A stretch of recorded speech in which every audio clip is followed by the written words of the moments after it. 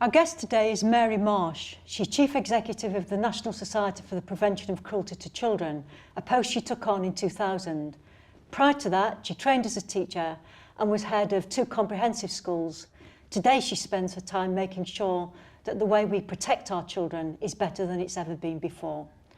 Mary, you don't come from a family of teachers, you come from a family of medics, but you went into teaching and spent, must have been more than 20 years in teaching, including 2 headships. So what took you into teaching in the first place? I decided not to go into medicine and was looking to go and live abroad with my husband. So I thought, right, well, what I need to do is train to be a teacher of English as a foreign language. This will give me lots of flexibility. That proved to be impossible because you had to have experience to train. So I ended up working in a school in Luton where there was English as a second language, as it was then called, needs. And then I found myself teaching my subject geography, and to my amazement found I loved it, and I was completely converted, and that was it. I stayed in teaching then right through until 2000. Given what you're doing at NSPCC, how much of all those years teaching, working with children and their parents and the community, influences how you do your job now? I think I walked through the door and brought the voice of children and young people and their families with me. They were still echoing in my head, and that's a rare privilege for somebody at that level of seniority to have that tangible, very recent experience of what actually is going on in children's lives.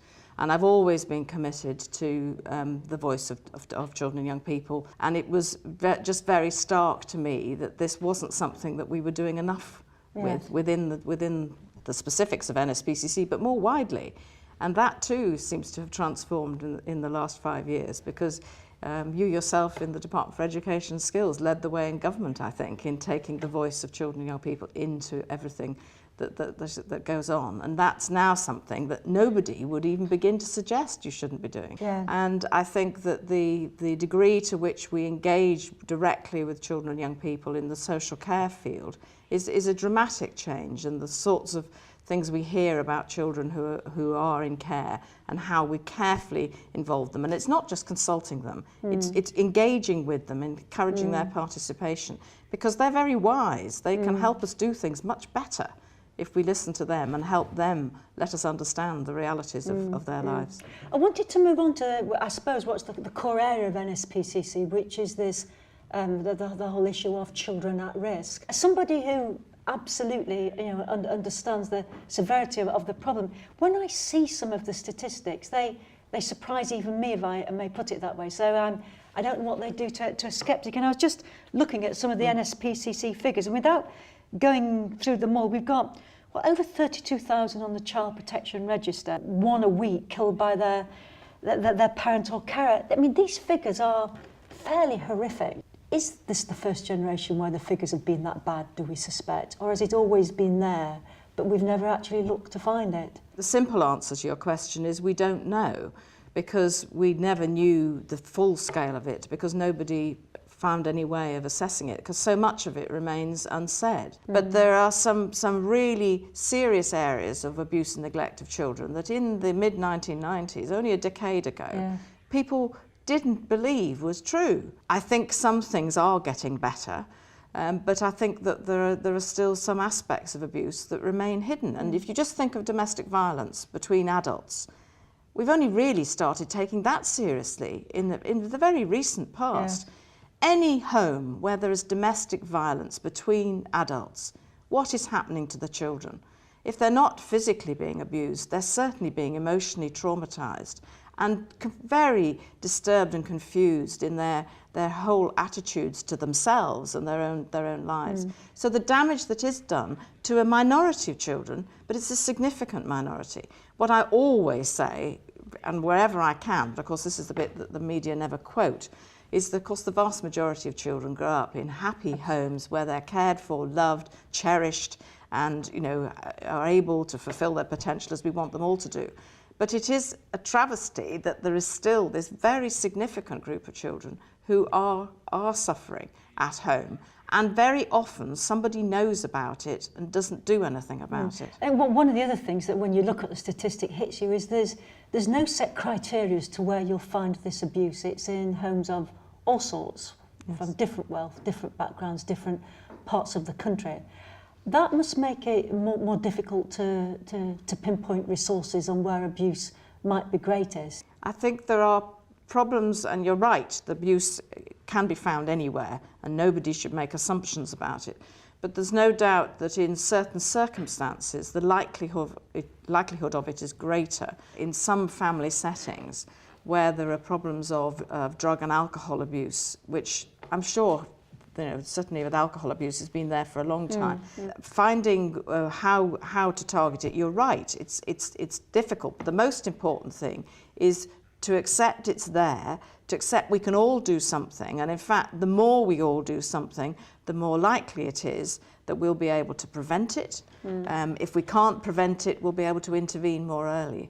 The most critical thing is we don't spend a lot of time picking up children a long way down the track when they're in getting them to overcome any abuse they've suffered is really difficult. And as far as educational achievement is concerned, this is key, because no child is going to learn if they're not at ease with themselves, if they're not confident, if they don't have a sense of self, if they can't relate to other people. It's absolutely fundamental to helping children build the rest of their lives. I want to come on in a minute to some of the work the NSPCC is now doing with teachers to help them in that task. But before I do, can I just look at another form of abuse, and that's all those things that we term bullying. It's a question of definitions to some extent. Do you ever think that there's some things that we worry about now that are bullying that perhaps 10, 20 years ago would not even have reached the teacher's ears? I think some of these things, there is an issue about scale and intensity, and obviously there are huge degrees of it. And of course now, we have new ways in which people can bully with the way the mobile telephones are used and the cameras. I think it's right that we're concerned about it. And NSPCC was part of setting up the Anti-Bullying Alliance. And we did that with Childline. But I think you're right, we need to help people understand the range of it. But actually, if you talk to young people themselves, they're very sensible about it. I suppose this is part of, what we now talk about as the rights of the child, which is, absolutely fundamental. But there is this feeling, isn't there, that sort of comfort that I think teachers almost instinctively give to children if they're upset, a pat on the head, arm around the shoulder, is somehow not light. It's not the thing that you ought to do. Is this a consequence of the emphasis we've quite rightly put on the rights of children, that we've made teachers unsure about what their rights and responsibilities are as well?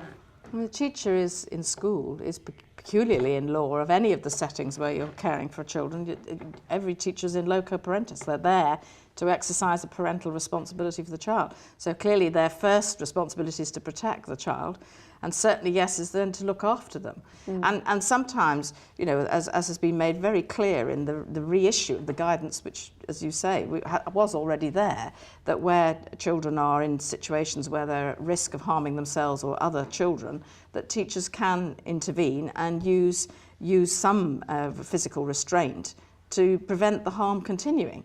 Obviously, people are right to be cautious about it, because you don't want to intervene, and adults are big people, children are small. You've got to use the right level of restraint, but it's right and proper that sometimes you need to do that. And getting this balance right for teachers in a new era in terms of the way they deal with children and respect their rights, it does require training. It's yet another thing, another skill that you need to have to be a teacher these days. And I know that the NSPCC are undertaking training. Educare is the programme you're training. How's that been received by teachers? We've found schools have found it really, really helpful, because it's quite a simple programme. The basic awareness, which is designed for the school setting, can be used by anyone in the school. For teachers and everyone in schools, their responsibility for the protection of children is not to take all the action, and there's no suggestion that you're training teachers to be social workers. Teachers' responsibility is children's learning. But they are there and they can spot children who may be at risk because they're with them every day. Yeah. You're left asking why it's not done in initial teacher training, why... Exactly. It's almost, with sought to do respect, that, left to the NSPCC to have to develop materials and come in. Would that be your aim, that eventually it was just an integrated part of training all teachers get before they go into the classroom? No, we've already done some work with initial teacher training providers to help them have a module, because we were very shocked to discover how little there was in that training. But that's never sufficient, because this is the sort of area where you need to be refreshed and reminded. So it needs to be part of continuing professional development for teachers, but also for the wider for staff in the school. But it's the same sort of training we're encouraging people to use in all sorts of settings, like receptionists in doctors' GP surgeries. And indeed, we've encouraged MPs to do it. And lots of people have woken up to the fact that they are in settings where, if they have a better awareness of what needs to be done to protect a child, they can actually take some action. And very often it is knowing who to go to, knowing what to do. And one thing people can always do is phone the NSPCC's Child Protection Helpline, and that can give advice as to what action could be taken. Yeah. Well, since you joined the NSPCC in 2000, a lot of your time must have been taken up working with government, indeed assisting government in setting a system up so that children who are at risk of abuse or are abused, the matters are dealt with far more effectively than we've ever done before. How confident are you that the new set of measures that have come out of Every Child Matters and the work on safeguarding children that you've done with government will actually lead to the robust system we need? I think the potential is there this time in a way in which it's never happened before, because instead of doing it a piece at a time, this has looked at how the whole thing fits together. But the critical thing is the integration between the different agencies and people working together. And that's where I see schools as being very key and very central. And to some extent, there was some caution around developing the Every Child Matters agenda, that schools weren't put centre stage very often because everyone was worried about not overloading schools. But actually it's about other people supporting schools, is the way I see it. In the end, if those children are supported properly by the agencies working together, which is where it always goes wrong in nearly every case where there's a tragedy, because we don't communicate. If we don't have the schools as part of that network, we'll miss something really, really fundamental. So I hope it's there. I talk about the 5 outcomes as being the umbrella under which we all now sit. The spike in the middle of the umbrella is the standards agenda, which is so central for schools.